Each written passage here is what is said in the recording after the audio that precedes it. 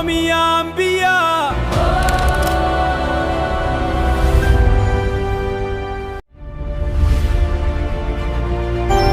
Oromiyaan biyya.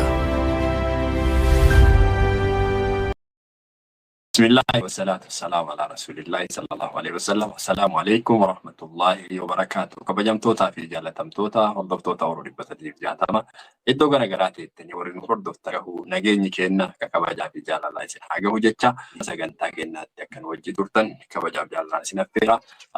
Artistoonni Oromoo artistoota qofa osoo hin taane qabsaa'ota jedheetu badhaadhanii qabsaa'ota Oromooti. Ammoo yeroo ammaa kana yeroo qabsaa'ota Oromoo gameeyyii warra uummata kana wareegamaa kana jedhamne kafalanii waan nuti amma haasofnu kana iyyuu hambisanii har'aan gahan. Yeroo seenaan isaanii xuraa'utu mul'ata. Aartii kana dabalatee afaan nuti ittiin haasofnu kana Oromummaa dachii Oromiyaa jedhamtu tana cufa warra wareegamaa jedhamne kafalee hambisetu jira. Yeroo warroota san seenaa isaanii xureessuu, maqaa isaanii balleessuu, ufumaafuu Oromummaa yoo irraa mul'atu akkatti illee miidiyaa irratti bahanii miidiyaa gurguddaa biyyattii barbaadee dubbatantu mul'ata. Fakkeenya viidiyoo tokko si dhiyeessee waan kana laamee akka artistii Oromoo tokkotti waan jettu yoo qabatte. ጀነራል ጃገማ ኬሎ የአራተኛ ክፍለ ጦር አዛዥ የነበሩ ምድርን ያንቀጠቀጡ ጀግና ናቸው። ጃገማ ኬሎ ጀግና ናቸው፣ ያምቦ ሰው ናቸው። በዚያን ጊዜ ዋቆ ጉቱ የሚባል ሰውዬ ይሄንን ነው የተናገርኩት፣ ደግሜ ነው የምናገረው። ዋቆ ጉቱ ደግሞ ኦሮሞቹ ደግሞ በዛኛው በኩል ያሉት በባሌ በኩል ያለው ኦሮሞች ደግሞ ጀግናችን ነው የሚሉት ነው። እሱ ደግሞ እንግዲህ ተጣሉ።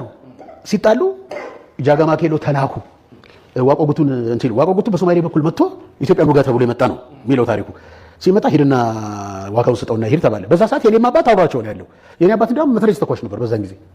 አባቴ ነው ታሪኩን የሚነግረኝ። እንዴት ደስ ይለኛል መሰለህ። እና በባሌ በኩል ነው ሄደው ድራሹን አጠፉት እና እነዛም ሸሽተው ሄዱ። በቃ ሸሽተው ሄዱ እና በሚቀጥለውም ዙር መጡ። እንደዚሁ ዋቆ ጉቱ የጀነራል እንትና ጦር የጃገማ ኬሎ ጦር ሄዱ። አሁንም አባረራቸው። ዋቆ ጉቱን በዛው ሄደ። የሶማሌ መንግስት ነው ማነው ጀነራልነት ማድረግ ሰጡት። ጀነራል ተባለ። ይሄኛው መንግስት ሲመጣ ዋቆ ጉቱ የጀግኖች ጀግና ተብሎ ሐውልትና ትምህርት ቤት ተሰራለት። ታሪክ ይሄ ነው። ይሄንን ነገር ስናገር የሰሙ ሌሎች ሰዎች አንተ ምን አባክነስና አንተ የኦሮሞ ጠላት የኦሮሞ አየህ። ግን ሌንጮ ለታ ነፃ አወጣኝ እኔን። ሌንጮ ለታ አዲሱ መጽሐፍ ላይ እንደ ዋቆ ጉቱ ኦሮሞ አይደለም ሶማሊያ አቦ የሚባል አለ መሰለኝ እዛ እንደ ወታደርም አልነበረም ምናምን ብሎ ሲናገር እኔ ደስ አለኝ። ግን ምንም የማይገነዘቡ ሰዎች ይነሱና አንተ ኦሮሞ ጠላት ነው ይለዋል። ሲጀመር በነገራችን ላይ እኔ ያው ዘር መቁጠር አልወድም እንጂ እኔ አባት ኦሮሞ ነው፣ እናቴ ትግሬ ነች። በጣም ከዚህም ከዛም እንወለዳለን እኛ እና እኔ አባቴ ኦሮሞን ማከብር ሰውዬ እንዴት አድርጌ ነው ከኔ እንዲህ ነው እንደዛ ነው የምለው። አንዳንዴ ያው ያን ማሰብ ነው፣ ምንም ችግር የለም። ያ ሙዲን ቪዲዮ ከነጠየት የታቢ ቀባ mee maal jetta namoota akkanaa kana sanuu kun abbaan kiyyaallee Oromoo jedha.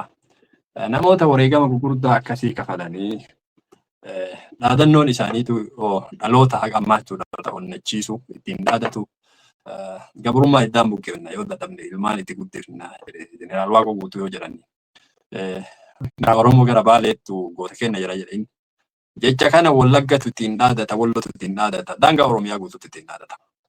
Jecha jeneraal Waaqoo kana jechuudha. Amma ammootu namni inni jedhu kun Jaagamaa Keelloo kun nama waraana naftanyaa waliin Oromoo irratti duulee Oromoo ajjeesee Oromoo buqqisaa ture. Inni gootaa jeneraal Waaqoo ammootu gantuu jedhame isaan kana namoota akkanaa beekan biratti. Maal jettee ibsita waan akkanaa kana bifa aartiitiin hoo akkamitti deebisaa kennitu waan akkanaa. Jalqaba irratti namtichi kun maseena seenaati. Nama waan seenaa beekullee miti maseena kun. Lammaffaa irratti በዛኛው ያለው ኦሮሞ የሚባል ኦሮሞ የለም። መሴን kun gidduu kana uumaan barbaachisu. Oromoon gamaan jiru Oromoo gamanaan jiru waan jedhamu ramaddi maseen hin barbaachisu. Qabxiin biraa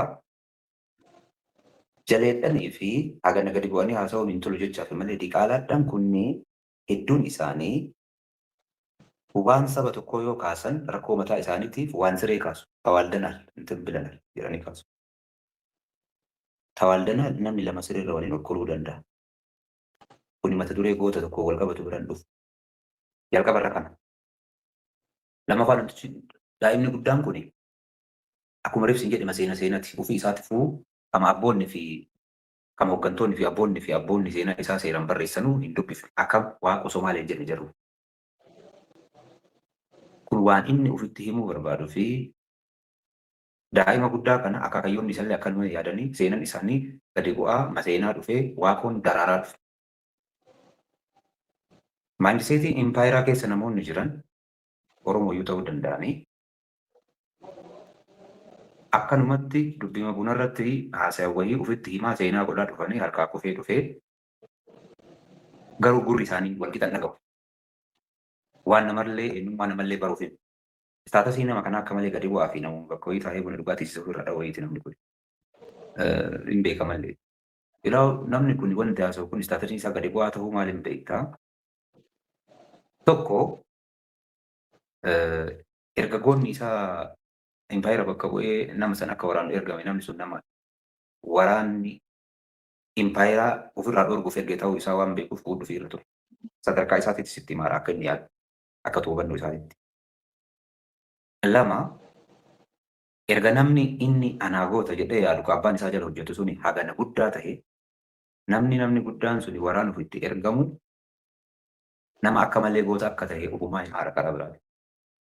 By default naamusa dhabuurraa akka ka'e namummaa daa'imni guddaan kun naamusa dhabuurraa akka ka'e intina የሚባል ሰውዬ jedhee dubbata. Akka inni jedhutti baalaansi waliin godhan.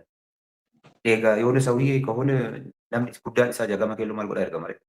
Leewni ሰውዬ ለምን ይላካል? Abbaan isaa tumaa dhaqee hin sirreessi waan kana jagama keelloo jeneraala Mabrak bagaa keessa yeroo bonaa wayii nama bakka kaa buusee bakka kaan bona keessa hin bu'u nama rabbi irraa darbamee dhufee nama ergamaa rabbiiti sadarkaa waraanatitti naan jedhu jedhaa. Darbata akkasiidhaa namni sadarkaa waraanatitti ergamaa rabbii ta'ee bakka kaa bona keessa buusu maal godhaa waaqoo waraanuu dhaqee eega waaqoo laafaa ta'e eega waaqoo yoona ሰውዬ eega ta'e maal godhaa dhaqe. Kontradiikti yaada waliin bu'u. Kuni kompleksii Habashaan qabdu. Seenaan Habashaan dubbiftuu fi jaleedhaan Habashaan nutti himuu barbaadan maseera. Konfronti godhuu hin danda'an. Nama dura dhaabatanii naamusaan himuu, mormuu, barsiisuu, baratuu hin danda'an. Rakkoon guddaan jaraa barachuu hin danda'an. Waan gaafa wayii dhagahan waggaa dhibba torba walirraa duubee walirraa fuudhaa dhufatan. Abbaan isaa namticha waa wayii dhukaasu wayiittu otoo seeraan waan qaraasis hin du'e, otoo isa waa seeraan hin barsiisin du'e. Kunillee kun galgal qabrii jira. Akkanuma godaanaa jira. Mucaan namticha kanallee waggaa dhibba tokko irraa waggaa 60 irraa akkana dubbachuu danda'a. Kaaraaktarri jalee Habashaatii fi Habashaa akkana. As keessa garuu qabxiin tokko dubbachamuu barbaadu jira. Rootiin jibbaa jaraa maal seeti? Alliyaansiin seentarii warra saawuziistarni kana qabsoo yeroo sana waa qofaa hooggananii Itoophiyaa waliin qaban san irratti alaboomsuu barbaadu. Namoonni akkanaa kunii nama akka maqaa kiyyaa qabu har'allee mee rabbi ati Gibxii fi Itoophiyaa keessaa Itoophiyaa jaaladha jedhi kakkadhu jedhanii akkakkachiisuu warra barbaadudha. Maayindiseetiin jara kana akkatti bocamee jira agarraatu. Abba torbee garuu abba torbee warri baqatee Ingilizitti warra. Abba torbee warri paastaa wanti jedhe warra. Abba torbee warri Gibxi irraa mootuu doolaara meeqaan isaatiin dhaabe warra. Seenaa bantummaa warri jarri alagoomsee gaafa maraa kakadhaatii wanti jedhaa jedhee alagoomsuu barbaadu. Kun immoo maayindiseetii impaayerri gaafa ganamaa qabu. Daa'imni xiqqaan reeffatee amma bante kuni akkanuma dulloome otomaan guddatiin dulloome akkanumatti. Miidiyaadhaan isaanii immoo kana nutti himuu kan barbaadanii fi by the way inni sarpiraayiz ta'aadha. Waaqoo mana barnoota waaqoo guutuu fayyadamu Finfinnee keessatti arguttu akka malee rakka waa wayiitu jalaa badee karaa jalaa badeera. Investigeet hin goone hin gaafanne hin beeku waaqoon Somaalee jedha. Akka walii galaatti namtichi kun waaqoo fi jaagamaa gidduu uumaan godhu leencoo fi waaqoo gidduu uumaan godhu. To the minimum waaqoo fi leencoon qabsoo bilisummaa Oromoo keessatti Oromoo illee Itoophiyaa illee beekti. Yoo ol guddate immoo jaagamaa keelloo Itoophiyaa bakka bu'ee namni Oromoo wayii kan Itoophiyaa bakka bu'ee kuni liitireecharri ብሔራዊ ቲያትር ሊትሬቸር የአማራ ሊትሬቸር አበሻ ብሔራዊ ቲያትሪ ፊልሚ ነፋን አማራ ኪታቦሌን ገረገራ ሲርቦኒ ገረገራ አባ ቶርቤ ሀገ ደንዳን ቀብሳኒት አባ ቶርበ ረዱ በዴቢ እንዲዳውንታ ከና ሰቦንማ ቢፋሃር ወጥፍ ዱ በዴበኒ የገላ ጅራ ነማ ዋን ወጋ ጃታም ኤክስፔሪንስ ጎን ዱ በዴበኒ የገላ ጅራ daa'imni guddatee dulloome qaama reef natti argisiifte sun ilma horrataniiti. Waan akaakayyoonni isaa abba torbe investitti godhanii karaa fiilmii, karaa sirbaa, karaa maalii dadhabanii barbaadan waardiyyatti barbaadan gabratti barbaadan waan godhe sadarkaa fiilmitti sirbattis karaaktara hin jirre kana kennanii fi dadhabanii biraa galan. Kun amma reef dammaqee bakka boqate wayiiti immoo ka'ee amma bifa haaraan immoo waan waaqoo himaa jira jechuudha. Jiraan waaqoo guutuun goota guddaa baha Afrikaati. Kawarra biyya bulchullee jalaa ka'ee reeffa isaatu akkasiin kabajee awwaala isaa. Nuti immoo ilmaan isaa. Kana namni birallee irra deebi'ee waan itti mullee hin qabu, nullee hin barbaachisu. Kiiloo waaqoo Itoophiyaan hin beekti. Kun immoo Itoophiyaa iyyuu seeraan hin beeku. Itoophiyaan waan kiiloo waaqoo beektu sodaаттee jeneraal isii guddaa ergite. Daa'imni xiqqaa warraa kun immoo akkanuma dullame otoo kana addaan baafatin bakka dookumentii mummurame nutti himaa jira irraa muree. Kanaaf namni dogongorsollee hin jiru garuu of mirqaansuu hin danda'a. Of mirqaansuu qofaa miti waa illanii fi namoota akka isaa muraasa gammachiisuu hin danda'a. Probably sadarkaa kanatti gadi bu'ee namni dubbatu barbaadu baay'eetu hin jirre malee afaan isaa kanaan namni isa waliin taa'ee haasa'u irra laafaa nama kennaa otoo ergine daqiiqaa jalqabaa sadiin keessatti namtichi kun hin baadirree kubbaasan. Hin dubbisu kaa nama waan dubbisu. Malki nomi sarafu. Galgala qabriitiin malkii hojjeta namtichi. Kitaaba of duuba kakkaa'ee maal jedhee suuraa ka'ee waan adda addaa wanti jedha sii galee. Jalqaba irra akkasii kaane san walii galatti dhimma seenaati jarri kun. Jibba ofillee akkaataa itti haandil godhan waan hin beekneef nu qabsoo akka gaariitti baranne. Otoo Habashaan jibbi isii akka malee teeknikaal ta'ee nu jalaa dukkata ture. Dhugaa sana ol baasuun hojii biraa barbaada ture. Jibba Habashaa adii. Sodaatallee tuffatte waan ta'eef adiidha. Qabxiin biraa xiqqoo sirrattu as keessa barbaachisu bakka jeneraal Jagama Keelloo sanii taa'ee. Jeneraal Jagama Keelloo Impaayera Itoophiyaatiif lole. Otoo yeroo inni Impaayera Itoophiyaatiif lolu immoo hooggantoonni Jagama Keellootii ol isa caalan ka Oromoo ta'an hedduu jira. Waaqoon immoo Impaayera Itoophiyaa sirrii miti jedhee lolee. Lolli Waaqoon lole dogongora eega ta'e Oromiyaan irraa barbaachifte. Egaa Jagama Keelloo immoo sirrii ta'ee Waaqoon galma akkamitti gahe? Waaqoon immoo egaa galma gahe immoo sammuu namticha kanaa keessatti akkamitti haatoo ta'uu danda'e? Kontiradiiktii godha. Namni kutaa jaalakkaa'ee yaada walitti bu'aa kan addaan baasuun dadhabu. Kanaaf nama barandaa taayitii isa furraa haasa'u wayiitu tasa warri ittiin of gammachiisuuf jecha kaameraa dura fidee nullee mootiqqoo ceemenee aarree jechuudha. Wanni namticha kana haganarra bareechanii haasa'uuf akka namticha kanaatti xiqqoo gadi bu'anii haasa'uu hin barbaachisa. Sun immoo waa lama gaafata. Tokko afaan inni beeku ittiin mufeessisa. Oodiyansiin isallee afaan inni beeku beeka. Lama Protokooliin haasa'allee ka beekumsa giddu galeessa godhate waan hin ta'iniif sanillee beekumsa hir'isanii walirra ijata haasa'uu barbaachisuuf deemaa jechuudha. Akkasitti haasa'uun immoo afaan Oromootiin hin toltu. Amma afaan namticha kanaa ta'a afaan Oromootiin bareeddu tanuma jedhee bira ta'uu danda'a jechuu barbaade. Baay'ee galatoomii akkasumatti ammas waan tokko sii kaasaa akkuma namoonni gariin kinoo qabsaa'ota sabaaf wareegama agas ga'u kafalan san dureessuu barbaadu. Warra ammootu warra saba kana buqqisee qabeenya isaa irraa lafa isaa irraa buqqisee aadaa isaa irraa buqqisee sirna isaa irraa jijjiiree amantaa isaa irraa jijjiiree sirna Impaayera Itoophiyaa kana wajjin Oromoo irratti qabsaa'aa ture fakkeenya. Goobana Daacee fa'aa warra faarsutu jira. Goobana Daacee fuudhanii seenaa isaa seenaa Oromoo Tuulamaatii hojii Oromoon Tuulamaa hojjetee warra jedhu barbaadu jira. Kanarraallee ragaa fi waan qabatamaa wayii irraa dubbachuu waan barbaachisu jecha viidiyoo nama tokkoo siif dhiyeesseeti waan kanarraallee waan jettu qabaatte akka qabsaa'aa Oromoo aartistii Oromoo tokkotti akka dargaggeessa Oromoo hubattu tokkotti maal jettamee kanarratti viidiyoo sana seekendii muraasa dhageeffannee walitti deebi'a. Seenaan Tuulamaa seenaa goobanaati. Mootota Gibee caalaa uummata isaanii kan garboomse jira. Walqixxummaadhaan qabsaa'uu odoo qabu fottoqeetan biyya uuma jedhee yoo ka'u of xiqqeessa jedheetan ilaala. Asis jettee abbichuun akkuma jirtutti gantuudha. Galaan akkuma jirtutti gantuudha. Hin bal'ifnoonni Tuulamni akkuma jirtutti gantuudha jettee dhufte jechaadha. Haasaa nama kanarratti maal jechuu dandeettamee namni kun seenaan goobanaa kompiliitilii seenaa Tuulamaatii jedha. Akkasuma Tuulamni guutuun goobana wajjin hirmaatee badii agas ga'u Oromummaa Oromiyaa irratti dalagee itti ibsuu barbaadu. Isa qofa miti namoota hedduu utuu jiru namoonni adeemsa akkanaa kana yeroo ammaatti Oromootu godhaa jiran. Maal jettamee murtiin kanarratti? Kuni soba. Tokko seenaa goobanaa fuula Hayilamaariyaam Gammadaa irratti ediit godhuu hin dandeettu. Lama Impaayerri goobanni ijaarre Maammoo Mazammil fannifte. Yookiin Maammoo Mazammirtu fannifame jettee sirrii naan jedhi yookiin Impaayerri namtichi ijaaree fannifte sirriidha naan jechuu qabda malee maamtaataa taati jira. Kana na qabi. Dhumarra yoo goobanni gootaa uuu ka jettee akka malee dubbatu taate Jeneraal Taaddasaa Birruu gantuu jedhi munatti. Sababbiin isaa Jeneraal Taaddasaa Birruu kabaja ofiitirraa bu'eet kabaja sabaat irratti waa dabale. Goobanni kabaja sabaa buuseet kabaja ofiitirratti waa dabale. Waan akkatti adii kana lakki miti naan jechuu yoo dandeette goobana boota afaan gootuun Jeneraal Taaddasaa Birruu mootuu gantu godhi. Akkas yoo goote immoo Jeneraal Taaddasaa Birruu akka gantuu hin taane immoo an sitti himuuf ragaa qabaa jechuudha. Qabxiin biraa hooziin Oromoo hagaarraa ittiin qabsaa'e kan Hayilamaariyaam Gammadaa itti miilli sansalataan hidhamee itti dhumarratti du'e Kamaammoo Mazammir itti fannifamee fi asii arma kana gaditti maqaa nama meeqaa waamuu dandeenya. Hedduun isaa hoozii Oromoo gantuu tahuu qabaa jechuudha. Sababiin isaa impaayera namtichi amma maqaa ati dhoofte ijaaretu kana dhale. Atuma biratti wanni ani gadi qabeessitti himuu yookiin siyyuu gaafachuu danda'u maarree Hayilamaariyaam Gammadaatiif Maammoo Mazammir gosa Oromoo Tuulamaa armaa olitti amma namtichi viidiyoo dubbatu maqaa dha'e kana keessaa hin baane. Tuulamni sadeen keessaa ilmaan Tuulamaa qabsoo bilisummaa Oromoo keessatti gatii qaqqaalii hin kafalle. As keessatti gatii qaqqaalii kaffaluu irra darbanii qabsoo kana keessatti seenaa gurguddaa hin galmeessine. Kanaafuu ati goobana goota jechuuf goobana goota godhuuf jettee Tuulamni gantuudha jechuu barbaadda yoo ta'e tokko gosa walitti ofuufe. Lama warra karaktara asisineet gootee kophatti baaftee dha'uu barbaaddu qabda. Sanii immootu waan duuba deebitee impaayera goobanaatitti sirarraa soomuu hin jiru.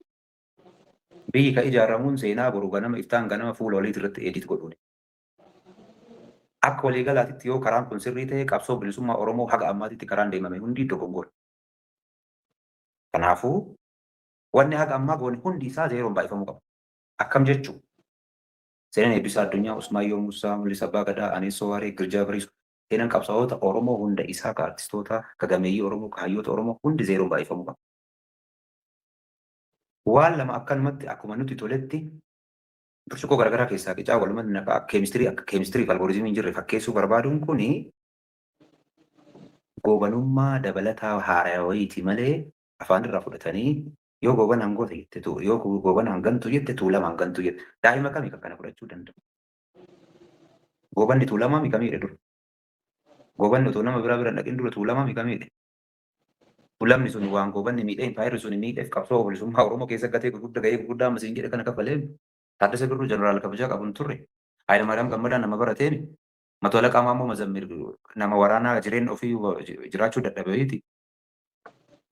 Bara anaafate amma lubbuun jiru kana keessa namni jajjabni maqaa kaasuu dandeenyu hedduun isaa barumaanaatti dhalanne kana keessa hin beeknu sadarkaa Tuulamaatti kan hiriyaa kennaa kan nu duraa kan nu booda Oromoo tanaaf jecha gatii Magarsa bariifa fudhachuu dandeenya hooggansa adda bilisummaa Oromoo jalqabaa nama ture nama Tuulamaati. Baratti yuunivarsiitii irra deeme. Maal jechuudha yeroo tokko tokko miira ofii kana keemistirii ofii fakkeessanii namatti himuun kun xiqqoo ishii waan nama seeqachiisu qaba. Kun dhaloota tuffachuu illee madda. Loojikii waliin argine wayii loojikii fakkeessanii nama kitaaba addunyaa kan hunda liqimsee beekumsa ta'ee lafarra deemaa jedhuuf hin jedhuun barbaachisu adeemu. Ilaa wanni barbaachisu maali? Dhugaadha. Har'a tartiibni qabsoon Oromoo ittiin deemee bakka ga'e qabaa. Wal qocolliin amma jiru immoo sababa tokko keessa jira. Kanammoo tasgabbaa'ee wal dhageeffatee waliin furulleef tahee wal lolulleef sabni suni akka sabaatitti ammatti achi keessa nama seensisu. Ajandaa waggaa meeqa duraa impaayera gaafa ganama ijaaramtuu liqeeffatanii nama tokkicha wayiitiin lakki goota jechuuf namticha immoo fuudhanii Tuulama guutuu godhanii haasa'uun kuni nagada malee jaalala Tuulamaatillee jibba nama biraatillee miti. Keemistirii algooriizimii addallee of keessaa hin qabu kun. Seenalleen immoo seenan nama goota hin ta'in tokkoo nama goota ta'e wayii awwaaluun fuularratti edit wal godhan immoo seenaa miti inni fedhiidha. Kanammoo akka gatuuta wayii akka hiriyaatti oofatu walitti immoo waliin mirkaansuun danda'ama malee seenan seenaa. Kanaafi kanarratti ani kana jechuu danda'a jechuu barbaadeeti. Yaa hedduu galatoomi ofiifuu namoota akkanaa kana yoo agartu miidiyaan isaan dhiyeessu miidiyaa warra kaabaa kan dhibbiinsa Oromoo halkanii guyyaa lallabaa walirratti dhiyaatu isaantu isaan faarsaa ofiifuu atti waan namni tuquu hin dandeenye tuutte jedhamee faarfamaa. Waa hedduutu jedhaman namoota akkana akkasumas namoota hedduu jira akka Minilik illeen koloneeffataa miti namni jedhus jira. Viidiyoo sanis dhiyeessuu danda'a. Kana mara dhaloonni akka hubatuuf waan kana wanni kaasuuf keessattuu dhawaata keenya kana keessatti hagam waa hubataa jirra waan jedhuuf waan kana dhiyeessuuf barbaade hedduu galatoomatis akka gaarii naa ibsite meeqaa fi makanaan xumurra. Akka nama ammaan tana diijitaal miidiyaa garaagaraa sooshaal miidiyaa jennu kanarra jirutti. Dhaloonni keenya amma jiru kun gama sochii itti fayyadama teekinooloojii kanaan jiru keessatti wanni ati xiinxallaa jirtu wanni sirraa yoo qabu wanti jabeeffamuu qabu wantoota akkam jettee mee gabaabsitee nu kaafta muddiin yookaan maaltu murraa sagantaa kenna qabda. Yaa asirratti qabxiin beezii ta'uu danda'u jabaan tokko waan nu barbaannurra waan nu barbaachisu otoo beeknee fi otoo dursinee akka dhaloota ittiin fayyadamna. Sababiin isaa wanti nu barbaannu miira adda addaa of keessaa akka qabuu fi kabaruu ni miidhu kaarrayyuu ni miidhu akka inni nu miidhu hin beekne wayii ta'uu waan bareedu. Wanni nu barbaachisu keessa immoo waan barbaannu argachuu waan hin rakkanneef tokko kan lama dhaloonni darbe waan gaarii hojjetee maqaa dhaloota sanii dhahaa maqaa abboota kennaa yaamaa yeroo hedduutiin dhaadan. Safuu aadaa duudhaa teeda hooda seenaa afaan waan hawaasni kun kaatee asiin gahate wayii karfii isaa dhaqnee diiguudhaan xiyyeeffannoo argachuun waan sammuu namaatii ol ta'e wayii waan hojjenne nutti fakkaatee ija keessa seenuuf miidiyaa irratti wanni godhamu kuni akka dhalootatti nama saalfachiisa. Sababiin isaa dhaloonni ittiin dhaadannu waan hin jirre dinnicha warqii godhe. Akka amma deemamutti immoo warqii dinnicha godhuun warqataa jechuudha. Kanaafuu wanti sirratuu qaba tokko. Akkatti hin bareedu. Akka amma ani sitti himaa jiru kanatti illee hin bareedu. Maaliif hin bareedne akka isin dhaggeeffataan sun dhaggeeffatu akkanatti. Mooraalii wanni kun hin bareedu kun sirratuu qabaa dhaggeeffatuu hin qabu ammatti. Pilaatfoormii adda addaa irra wanti jiru kun san hin qabu. Karviidhaan sammuu namaatii ol ta'an nama saalfachiisa wayii cabsuun ija namaa keessa seenuun ulaagaa miidiyaa. Akkasitti immoo karaa saniin wanti jechuun sun sirrii hin turre. Kun immoo biizinasiifillee jaalalaafillee waan adda addaa hunda keessatti waan irratti godhuu qabnu akka godhuu hin dandeenye fi otoo hin beekne bakka turuu hin qabne akka turu waan godhu natti fakkaata. Asirratti immoo namni addunyaa kanarra jiru hedduun kan waa hedduu beeku. Sababa namni waan beekne akka malee jechuun jecha gaara cabsuu danda'u dhagaa cabsuu danda'u wayii fayyadamee sanduuqa saalfatu irra callisuu filata. Callisni nama waa beeku waca nama waan beekneetiif immoo galtee guddaa. Haalli qabatamaa kun akkuma hawaasatti hiriira isaa wal jala dabarseera. Namni waa dubbatu callisee namni callisuu qabu dubbate. Akkatti immootu namni callise sun illee immoo qalbii cabee jira. Achi keessa immootu bakka jaalalli guddaan jiru jibbatu bakka bu'aa deema. Hawaasuma tokkotu duuba deebi'ee wal taajjabutti gadi taa'aa jechuudha. Kun akkatti akka ittiin fufne falli jabaa fi qaaliin miidiyaa kana namni waa beeku irra guddaan fayyadamuu qaba. Ifatti xiqqoo walitti himaa waa wahii sirreessuuf tattaafachuu hin feesisa. Nama bashannansiisuu dhiisuu danda'a. Garuu akkaataa nama bashannansiisuttuu miti jechuudha. Wanni gaariin ka tolfamu hundi akka nama bashannansiisutti miti. Ammaaf kanuma isin jechuu danda'a. Ayyee muddiinoo hedduu galatoomii kabajamtootaa fi jaallatamtoota hordoftoota Oromoo 360 sagantaan keenya guyyaa har'aatiif qabannee kamaa gammaati. Waan nu wajji turtaniif galatooma isiniin jecha sagantaa kana fakkaatu nama barsiisuu fi waa hedduu nama hubachiisu biraa qabannee muddiinii fi akkasuma fakkaattoota muddiinis dabalannee yeroo biraatis akka isinitti deebinu abdii qaba. Waan hordoftaniif galatooma jecha har'aaf kanumaan nagaa walitti hidhamanna. Ulfaata galatoomaa kana waliif qooduudhaan namoota dhagahuu qaban biraan akka nu geettan irra deebinee si yaadachiifna. Wassalaamu alaikum warahmatullahi wabarakatuh. Oromiyaan biyya.